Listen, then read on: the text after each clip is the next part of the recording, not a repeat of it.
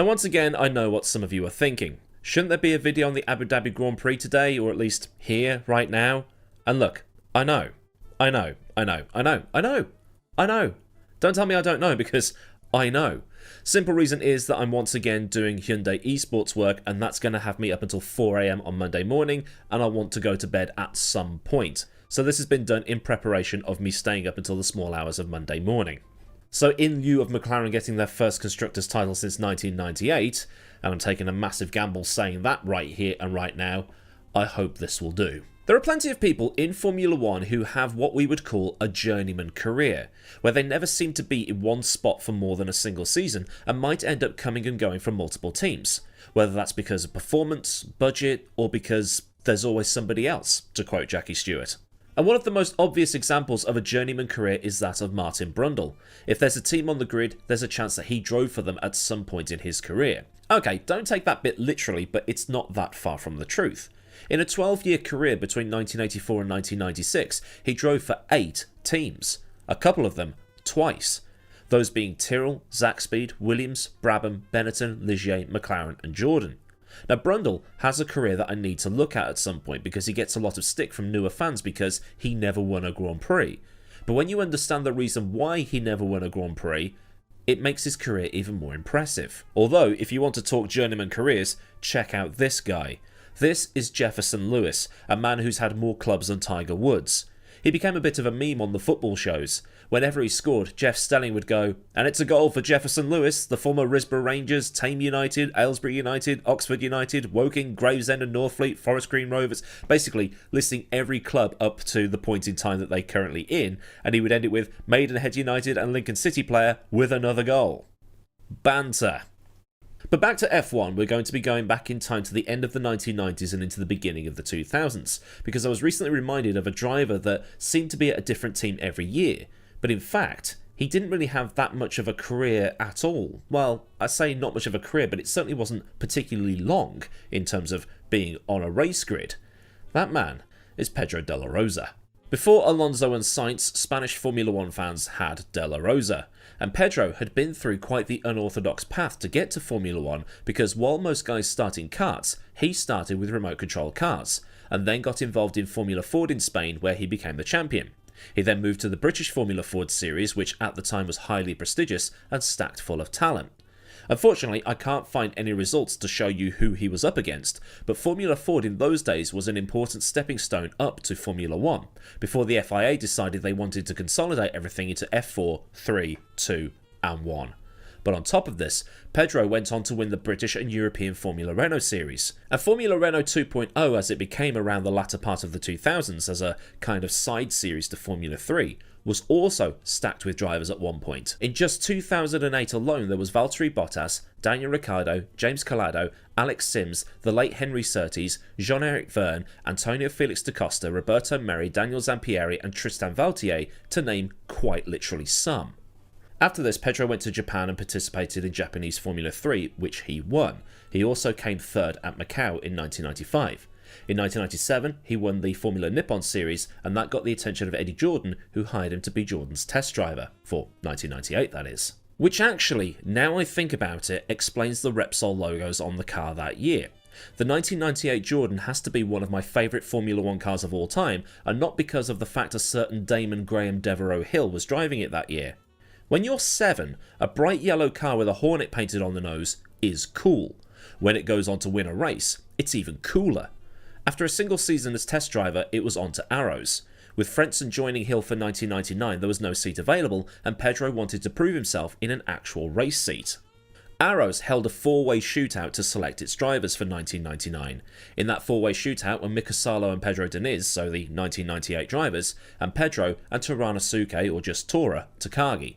The test was at Barcelona, and people were joking that Pedro would have the home field advantage. But Pedro hadn't driven the track since it opened in 1991 and managed to do times fast enough to convince Tom Walkinshaw that he was the guy the team needed. He got the job with Arrows, and in his first Grand Prix, he did something that not many drivers have done since. In his first race with Arrows at the 1999 Australian Grand Prix, Pedro finished 6th to score a solitary point. Once again, reminding newer fans of Formula 1 that points went to 6th in those days, not 10th, and teams like Arrows used to celebrate top 6 finishes like a win, because that single point at the end of the year could mean the difference between getting paid and not getting paid.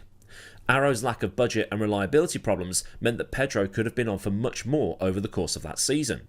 So what's this about not many drivers doing something since? Well, since this occasion, you can count on one hand the amount of drivers that have finished 6th or higher on their debut. Webber would be the next driver to do it in 2002, Hamilton did it in 2007, Magnussen did it in 2014, and Felipe Nasr did it in 2015. That's some pub trivia for you right there. The two who have come closest are Rosberg, Bourdais and Behrman, who all came 7th on debut. But that was as good as it got for the orange cars that year. Well, orange and black at least. De La Rosa's single point and then Takagi's 7th in that same race allowed Arrows to finish above Minardi in the Constructors that year to pocket some extra cash. This is where that European Grand Prix springs to mind. Minardi scored a point there, but it could have been much more had Genet's car not broken down at the side of the road. That's a core F1 memory right there. But Arrows seems suitably impressed with De La Rosa to keep him on for the 2000 season, and he would be partnered in 2000 with Jos Verstappen. The 2000 season was plagued with car failures, much like 1999, but Pedro was able to double his points tally from the previous year. Verstappen, meanwhile, was able to finish in 4th at Monza and got a 5th in Canada to help Arrows finish 7th in the Constructors' battle, ahead of Sauber, Jaguar, Minardi and Prost. One of the car failures resulted in Pedro smashing into a wall in Australia as the suspension failed, and he had been on for a podium at Austria and Hockenheim before issues with the car caused him to fall back or out of the Grand Prix. With Arrows looking for survival, Pedro signed a new test driver deal with Jaguar in 2001. But Pedro was promoted into a race seat after just 4 Grand Prix. Luciano Berti was given the boot, and at Montreal and Monza, Pedro brought Jag some much needed points. But he scored not a single point over the course of 2002. Now, this isn't necessarily a skill issue, because if you've seen my retrospective video on Jaguar that I did, whenever that was, Jaguar was hamstrung by Ford simply not giving a damn about the team, and the team was being run as one big corporate machine that people seemed to hate working for, versus the whole family vibe that Stewart had before it. Either way, Pedro was off at the end of the season, as was Eddie Irvine. Now this is where the story takes a tiny bit of a turn, because Pedro was not involved with a Formula 1 team, at least in a race capacity, for another 3 years. Now I know that sounds a bit weird because, like I said at the top of the video, we associate Pedro with moving team virtually every year and being a journeyman driver, but for the vast majority of his career, he was at one single team. For the vast majority of his career, he was a McLaren man. De La Rosa and Alex Wurz were essentially McLaren's B team for many years. While Raikkonen and Coulthard were out at the races, Pedro and Alex were racking up thousands and thousands of testing miles to help make the McLaren the best it could be. In 2003, Pedro had been given the death trap that was the MP418 and crashed it several times, sometimes quite heavily in crashes that were often swept under the rug. But his desire to go out in that bucket of bolts while others refused to drive it kept him in Ron Dennis's good books, and it led to getting more work. I guess it really does pay to do the jobs that nobody else wants to do. Because of this, Pedro ended up doing as many laps in testing as he would have done over the course of a full Formula 1 season, and he and Alex helped develop that awful MP418 into the 19, which led to the absolute weapon that was the MP420. And this was all part of his work ethic. It wasn't just drive the car around and give feedback on it and provide McLaren with data. He'd go out and drive every test session as if he was actually racing, even though he was often the only person on track. He'd push, set fast laps, back off. He'd give the data back to McLaren in as realistic a fashion as possible, because they needed something indicative of what the car would be like if it was driven on the ragged edge in qualifying, or if Kimi and DC needed to hammer out some fast laps on full fuel. And it wasn't just to keep him on McLaren's radar either. If he ever got to race again, it would mean that he would be race ready. And he would get the chance to drive again, because Juan Pablo Montoya, who was driving for McLaren that year, had broken his shoulder playing tennis, although it's not actually clear whether he did do it by slipping on a tennis ball or if he did it on a dirt bike, so answers on a postcard. Alex Wurz was supposed to be in the car for the Bahrain Grand Prix, replacing Juan Pablo, but Alex was simply too tall to fit in the car, because Wurz is like 6'1" or something like that. He's about as tall as George Russell and Alex Albon and a couple of drivers like that. I think Mark Webber was also the same height, but either way, Alex was too tall to fit in the car. So Pedro was the only person that could fit in at such short notice, so they put him in, because he was closer in height to Kimi and Juan Pablo. And Pedro actually ended up out-qualifying Kimi for this race. This was in the days of the aggregate qualifying sessions, which didn't last long, with Pedro's aggregate, or combined times from the two sessions, adding up to be just over 2/10 faster than Raikkonen. All those days testing alone probably helped Pedro here, because there were complaints that the track for this race weekend was incredibly dusty and dirty. Much like the tracks that Pedro would have been testing at, they would have been green and dirty, since they didn't have much rubber build-up when he started driving around. It was the hottest race on record. The air temperature during the Grand Prix hit an all-time high of 42 degrees Celsius, or 108 degrees Fahrenheit in old money, and Pedro ended up setting the fastest lap. And it was a lap record, as was, and he went on to finish 5th and get 4 points.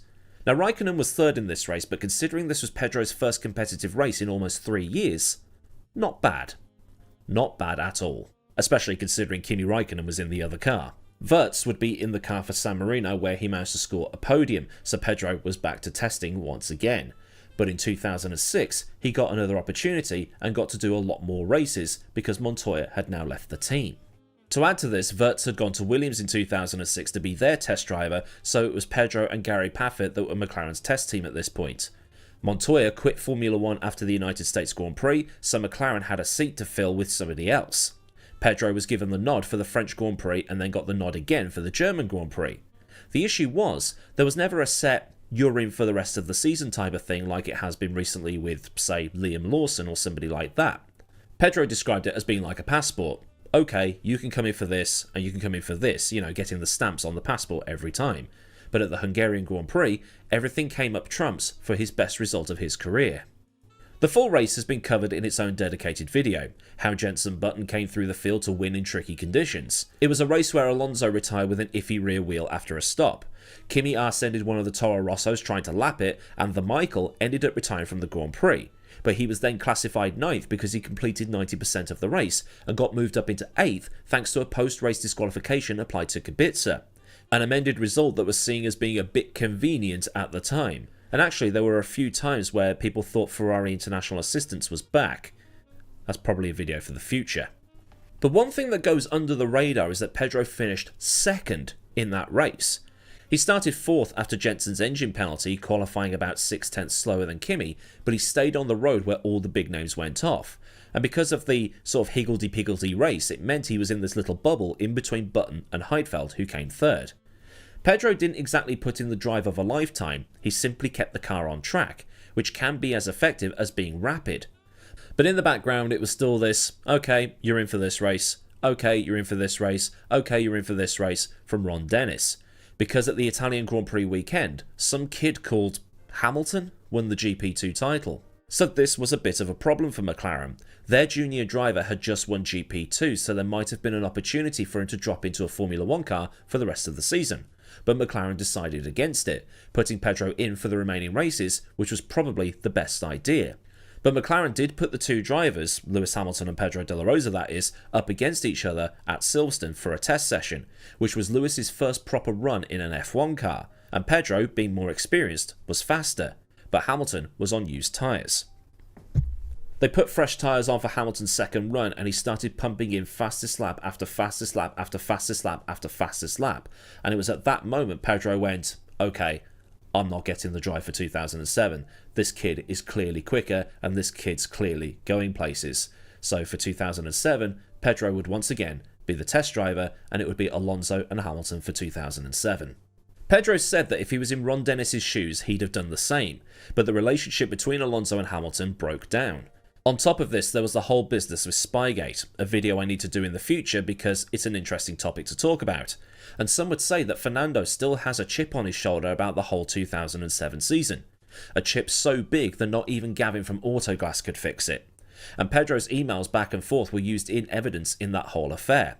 And it's something I've talked about before, using world's greatest test driver at McLaren.com as Pedro's email address. Jokes from 5 years ago still getting a chuckle, even now. But if I stay here to talk all about Spygate and everything else, we're going to be here all day, and I've taken up too much of your time already, so I'll just carry on and save that one for another date. But despite all of the fallout from Spygate, Pedro stayed on at McLaren until 2009, being McLaren's test driver. At the end of 2009, he departed and landed a job with Sauber, but there was a slight issue with this. By this point, Pedro was 38 years old and any other driver with a normal career would be approaching the end. But that didn't stop him landing the ride, and it was almost a miracle that Sauber was still around, given that Peter had rescued his old team back once BMW decided they didn't want to play with it anymore. He and Kamui Kobayashi struggled with reliability and pace. Pedro could only finish 7 of the 13 races he started that year and was often left behind Kamui in qualifying. His only points of the season came at Hungary, the site of his podium in 2006. He came 7th, for reference. After this, he was let go by the team in favour of Nick Heidfeld. Part of Sauber's reasoning was that Nick knew tracks like Singapore and Abu Dhabi, which might have helped them in the Constructors' Stakes, but it is what it is. Heidfeld had also been Pirelli's test driver, so bringing him in might have offered Sauber a little bit of an advantage in knowing what the tyres were going to be like in 2011, assuming that Nick was able to give them that insight. So Pedro went back to McLaren for the 2011 season as a test and reserve driver before he signed with perennial minnows HRT for the 2012 season. The 2-year deal only lasted a single year. HRT would be done at the end of the season, and the 2 cars didn't make the start in Australia because they were outside of the 107% cutoff point. It's actually the last time this has happened. Any other driver that's been out of 107% since has been allowed to start through mitigating circumstances. After the end of that 2012 season, where HRT scored no points and were almost always routed to the back of the grid, Pedro's time in Formula 1 was over. At least as a driver, because he went to Ferrari to be their test driver through 2013 and 2014. But this is the funny thing. Most of us will recall De La Rosa racing for so many different teams and swapping teams almost on a yearly basis, but this is where your memory has failed you. In 15 years in Formula 1, with his final season with the team being in 2014, he was an actual race competitor for 5 full seasons. 6 if you count 2006 and 2010 and then add them together to make, well, almost a full season. And even though we remember him changing team almost on a yearly basis, the vast majority of his career was spent in one place: McLaren. But despite this, he has more F1 starts than other drivers that we think were around for a very long time. Juan Pablo Montoya, Kamui Kobayashi, Alex Wurz, Gianni Morbidelli, Stefano Modena, Mark Blundell, and these other drivers who are touted as being the next big thing or considered solid mid-grid drivers. He has more starts than our old mate Roberto Moreno. He was a man who put in 100% effort all the time. He had the respect of his engineers and he comes across as one hell of a nice guy. While he might not have had much of an opportunity in a good car, he does sound like he is the 21st century Roberto Moreno, in that he was simply happy to be there and happy to have done his part, even if that part wasn't actually on track in front of the TV cameras. He is one of Formula 1's most under-the-radar drivers, and a driver who most teams would be happy to have working for them despite him now being in his 50s, since his ability to feed back to the team is invaluable and something you don't hear much about with the modern drivers. There's a reason why I often refer to him as the world's greatest test driver. It's not a derogatory title. Far from it. If Ron Dennis and McLaren hang on to you for that long and then Ferrari wants you after your career is finished, then you must be doing something right. So then, a look at the career of Pedro of the Rose. If this has been an informative look through the history of one of F1's most under-the-radar personalities, then do give the video a like if you've learned something, and for more stuff from this channel, get subscribed and also get that bell on so you never miss out on any of the other cool stuff I'll upload in the future. Whatever that cool stuff is. Next time out, I probably will have an Abu Dhabi reaction video and stuff like that uploaded, so it's not like I'll completely ignore that. Massive thanks as ever to the mad lads at Patreon that continue to support me at a more personal level, and if you want to help keep the lights on around here, there's a link to Patreon in the description, along with links to the F1 store affiliates and to Discord and socials, as well as a list of other stuff you might want or need to know. There's also memberships there for Patreon without the Patreon, and super thanks if you just want to buy me a coffee. So until next time, I've been Millward, have a great day wherever you are, and goodbye.